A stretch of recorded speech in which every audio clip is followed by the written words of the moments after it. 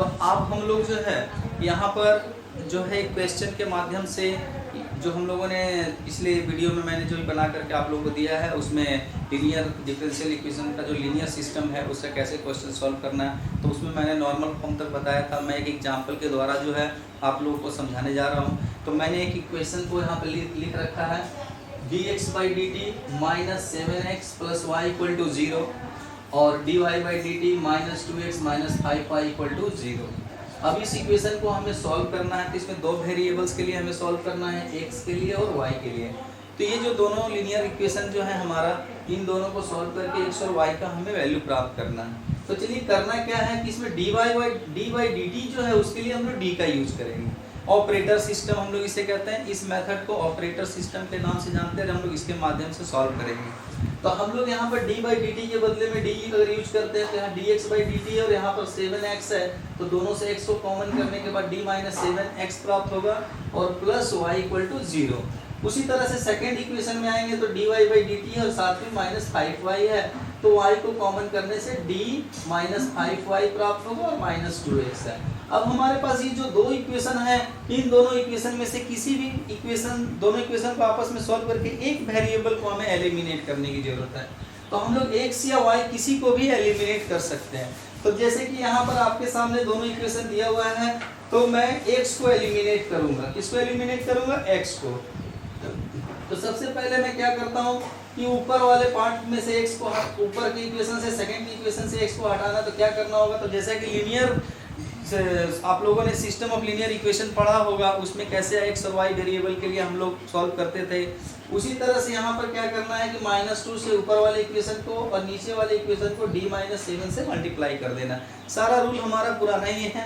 अब इससे इसको मल्टीप्लाई करने के बाद हमें ये प्राप्त हो रहा है, और इससे जब हम इसे मल्टीप्लाई कर रहे हैं तो हमें इतना प्राप्त हो रहा है। अब हमें इसको एलिमिनेट करना था, तो माइनस माइनस है, तो माइनस करने पर ही ये प्लस होगा, तो माइनस देने से ये प्लस बन गया, तो ये दोनों कैंसिल हो गए। इस माइनस की वजह से ये माइनस जो था, यहाँ पर जो प्लस था वो माइनस बन रहा है। अब ये दोनों पार्ट को आपस में सब्ट्रैक्ट करना है, तो इस तरह से हमें प्राप्त हुआ इक्वेशन। अब इसको हम लोगों को आपस में सॉल्व कर लेना है। पहले तो देखिए d - 5 d - 7 y - 2 है, दोनों से मैंने y को बाहर, दोनों से मैं बाहर, पहले इन दोनों को मैंने मल्टीप्लाई किया है, और फिर पूरे इक्वेशन में से मैंने y यहाँ पर जो है छूट गया, इसको y लिख देता हूँ, y - 2y, दोनों से y को मैंने कॉमन लिया। अब ये d² - 12d + 35 + 2y आया। अब ये जो इक्वेशन है इसको हम लोग ऑक्सिलरी इक्वेशन के नाम से जानते हैं, और आप लोग इसके पहले वाले एक्सरसाइजेज में सब बना चुके हैं। तो d² - 12d + 37 जो है, इसे हम लोगों को फैक्टराइज करके चाहे किसी भी तरह से d का वैल्यू निकालना है। तो देखिए यहाँ पर d² - 12d + 37 जो है, 37 = 0 को आप जो है क्वाड्रेटिक इक्वेशन के फॉर्म से भी सॉल्व कर सकते हैं, और अगर और कोई माध्यम से हो जिसे भी आपको सॉल्व करने आता हो करके d का वैल्यू निकालिए। तो d² - 12d + 37 = 0 मैंने क्वाड्रेटिक इक्वेशन का फॉर्म से -b ± √b² - 4ac का फॉर्म बाई 2a वाला फार्मूला लगाया। तो -12 के +12 ± √12 का स्क्वायर 144 -4ac जो होता है वो आपका 4 और 37 को मल्टीप्लाई करने से 148 आएगा।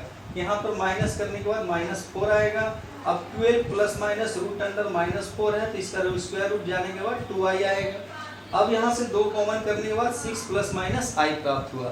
अब इसके बाद हम लोगों को याद होगा कॉम्प्लीमेंट्री फंक्शन लिखने का जो रूल था कि कॉम्प्लेक्स कंजुगेट का यहाँ पर आ रहा है सॉल्यूशन हमारा, तो हम लोग उसको कैसे लिखेंगे? तो e⁻ जो रियल पार्ट होता था, e⁻ रियल पार्ट। और देखना ये है कि वेरिएबल जो था x का वैल्यू जब निकालना है तो किसके टर्म में निकालना है। तो यहाँ पर डिफरेंशियल फैक्टर t है, तो t के टर्म में निकाला जाएगा। तो e⁻6t और c1 एक कांस्टेंट आएगा, और cos t + c2 sin t, ये हमारा जो है y का वैल्यू निकल के आ गया। अब हम लोग इसी तरह से x का वैल्यू को निकालेंगे। तो हम लोग आगे बढ़ते हैं। अब हम लोग देखते हैं क्या कि y का value e⁻6t c1 cos t + c2 sin t प्राप्त हो गया।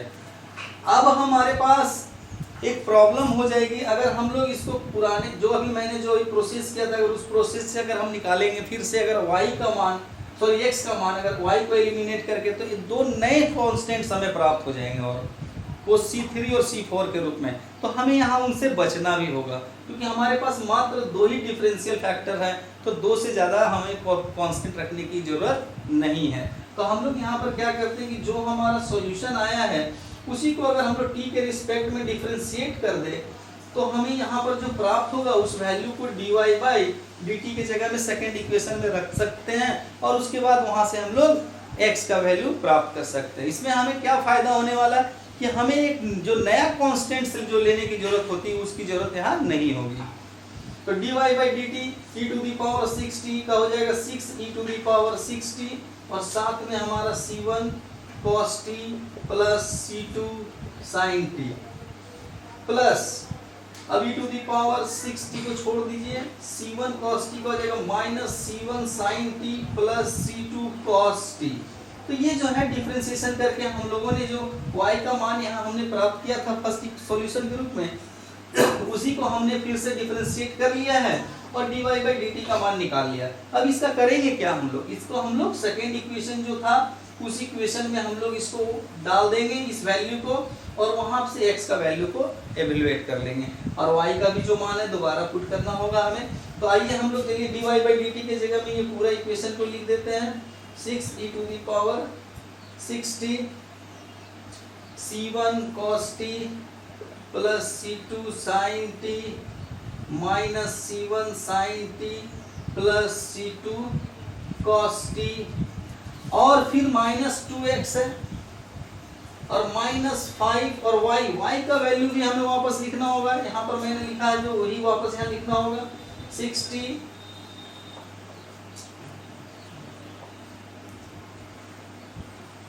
c1 cos t plus c2 sin t equal to 0। अब इस इक्वेशन को आप अरेंज करके x का वैल्यू निकाल सकते हैं। तो बहुत ही सिंपल है, आप लोग निकाल तो सकेंगे ही। अब एक दो सम आप लोगों को हो सकता है प्रॉब्लम करे एक्सरसाइज में, तो आप लोग उस क्वेश्चंस को मुझे इनबॉक्स में भेज दें, मैं उसे बना करके आप लोगों को दे दूंगा। यहाँ पर आप लोगों को क्या दिखाई दे रहा है कि माइनस 2x जो था इसको अगर हम इधर लेके चले आए तो बाकी सारा एकदम से t के टर्म का फंक्शन बचेगा। तो हम लोग 2x को एक तरफ कर लेते हैं और बाकी सबको वन साइडेड रख देते हैं। तो इसको इधर लेके आने के बाद ये प्लस हो गया, बाकी जो है उसी तरह से रहेगा। e⁻�6t कॉमन कर लेना है, c1 cos t c2 sin t minus c1 sin t plus c2 cos t minus 5c1 cos t minus 5c2 sin t equal. अब यहाँ करना क्या है आप लोगों को, इस सारे c1 वाले पार्ट को एक साथ कर देना है। तो c1 cos t c1 sin t c1 cos t, तो यहाँ माइनस 5 है और यहाँ पर 1 है तो 4 हो गया c1 cos t माइनस में, और हमारे पास c1 sin t भी माइनस में है तो minus 4 c1 cos t minus c1 sin t। और फिर उसी तरह से c2 से जो भी है टर्म यहाँ पर एक दूसरे से देख लेंगे क्या सॉल्व हो रहा है। यहाँ 5c2 sin t है और यहाँ पर c2 sin t है तो माइनस 4c2 sin t और साथ में यहाँ पर प्लस c2 cos t ये प्राप्त हुआ। अब हम लोग यहाँ पर 2x का वैल्यू इस तरह से लिख सकते हैं e⁻�6t माइनस c1 अगर कॉमन कर लिया जाए, माइनस c1 अगर कॉमन कर लिया जाए तो 4 cos t plus sin t हमें प्राप्त होगा। और इधर से अगर हमें c2 को कॉमन कर लिया जाए तो cos t minus 4 sin t। तो ये जो है हमारा x का वैल्यू आ रहा है और x equal 1/2 e⁻�6t c1 minus 4 cos t minus sin t plus c2 cos t minus 4 sin t। हम लोगों ने x और y दोनों का वैल्यू निकाल लिया और इस तरह से आप लोग सॉल्व कर सकते हैं और भी इक्वेशंस को। तो मुझे आप लोगों को यही कहना है कि आप लोग जो एक पार्ट से x का या y का जो भी मान निकाले उसको डिफरेंशिएट करके सेकेंड इक्वेशन में जो अन्य किसी में बैठा करके जिसमें कि वो पार्ट निकल जाए उसमें डाल करके आप लोग निकाल सकते हैं। जिसको भी आप पहले निकालेंगे उसका डिफरेंशिएशन करके फिर उस इक्वेशन में उसे पुट कर दें, जिससे कि वो आसानी से दूसरा वेरिएबल प्राप्त हो जाए। थैंक यू बच्चों, इसी तरह आप लोग देखते रहिए और वीडियो में बना के भेजूंगा।